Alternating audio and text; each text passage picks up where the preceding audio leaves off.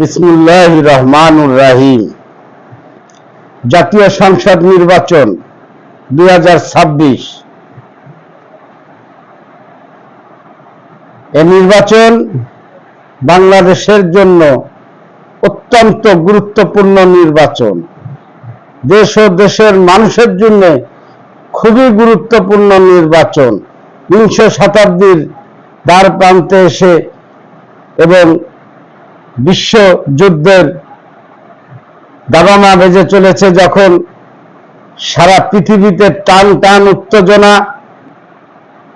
এবং আমাদের বাংলাদেশে তাকে নিয়ে স্বাধীনতার পরবর্তী সময়ে এসে প্রতিটা রাজনৈতিক দল যারা ক্ষমতায় গেছে তারা দেশটাকে নিয়ে, দেশের মানুষগুলাকে নিয়ে সিনেমিনি খেলেছে। তারা তাদের আখের গুছিয়েছে, তারা হাজার হাজার কোটি টাকার মালিক হয়েছে, বিদেশে গাড়ি বাড়ি ব্যবসা প্রতিষ্ঠান বানিয়েছে।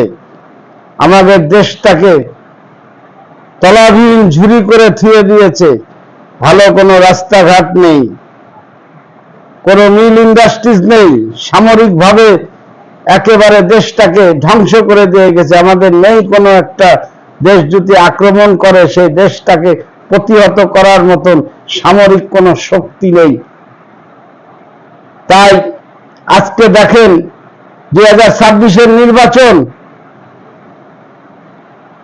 26 সালের ফেব্রুয়ারি মাসে নমিনেশন দিয়েছে 237টা জাতীয়তাবাদী দল বিএনপি।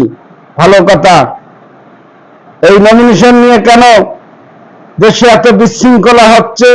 সাতক্ষীরায় আমার এক গাড়ি পুড়িয়ে দিল, আমার এক শ্রমিক ভাই, আমার এক ড্রাইভার শ্রমিক ভাই মরে গেল। আজকে তার পরিবারের কি হবে? আজকে সেই গাড়ির মালিকটার কি হবে? তারা সবাই পথে বসে গেল। এর দায়ভার কে নেবে? ভালো কথা, আপনারা নাম রাজনীতি করেন, আপনারা নমিনেশন দিয়েছেন, আপনারা যে না নমিনেশন পাননি, ভালো কথা, আপনাদের দলের অফিস আছে, অফিস ভাঙচুর করেন। আপনার দল ঢাকা আছে, নেতারা আছে, ঢাকায় আপনারা লং মার্চ করেন, প্রতিবাদ করেন, দলের উপরে প্রতিবাদ করেন। কেন সাধারণ মানুষের ক্ষয়ক্ষতি করছেন? এটা একটা প্রশ্ন রাখলাম জাতীয়তাবাদী দলের প্রধানের কাছে। আর বিবেচনা করবে বাংলার জনগণ, এদেশের মানুষ। অন্য অন্য দলও তো নমিনেশন দিয়েছে, কই তাদের কেউ তো আজ রাস্তায় টায়ার জ্বালাচ্ছে না, ভাঙচুর করছে না, দেশে প্রতিবন্ধকতা সৃষ্টি করছে না। নমিনেশন দেবে দল। আপনারা একটি আসনে একটি মাত্র ব্যক্তি নমিনেশন পাবে, সেখানে যদি আপনারা কলা গাছের মতন শত শত প্রার্থী নমিনেশন চান, নমিনেশন কি মামু বাড়ির বুয়া হাতে করে কোটরতে বের করে এক একটা দিয়ে দেবে? তাই অনুরোধ করব, নমিনেশন নিয়ে আর কেউ যদি এ ধরনের ঘটনা ঘটায়, আমাদের শ্রমিক ভাই আজকে মারা গেল, তার যথাযথ ক্ষতিপূরণ দিতে হবে। তার পরিবার আজকে পথে বসে গেল, তার দায়ভার কে নেবে?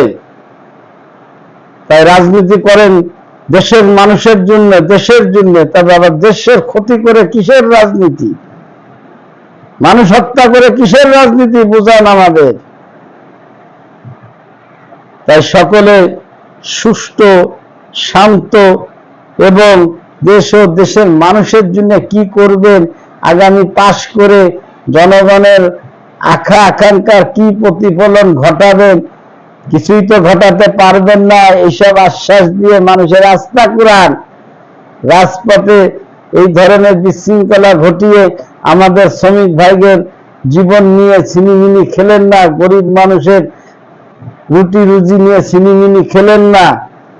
তাই প্রতিটা রাজনৈতিক দল সংযুক্ত হয়ে তারা আগামী নির্বাচনে মানুষের মন জয় করে কিভাবে মানুষের ভোট তাদের প্রতীকে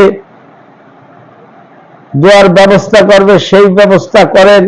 রাজনীতি মানে জনগণের দাসত্ব করা, জনগণের কর্মচারী, জনগণের ভালো মন্দ দেখা, জনগণের কর্মসংস্থার ব্যবস্থা করা, জনগণের কোন মানুষটা না খেয়ে আছে তার অন্যের ব্যবস্থা করা, কোন মানুষের চিকিৎসা হচ্ছে না চিকিৎসার ব্যবস্থা করা, কোন মানুষ কোন রাস্তাটা নষ্ট হয়ে গেছে মানুষের চলাচলের অযোগ্য হয়ে গেছে সেই রাস্তাটা করা, নিজে না খেয়ে অন্যকে খাওয়ানো, নিজে মানুষের 28 রকমের তরকারি গোশ মাছ খাওয়া, এটা রাজনীতি না।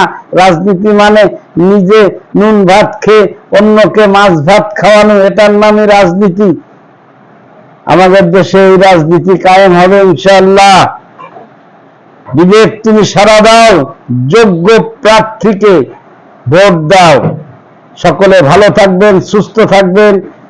দেখা হবে আগামী অন্য আরেকটি ভিডিওতে।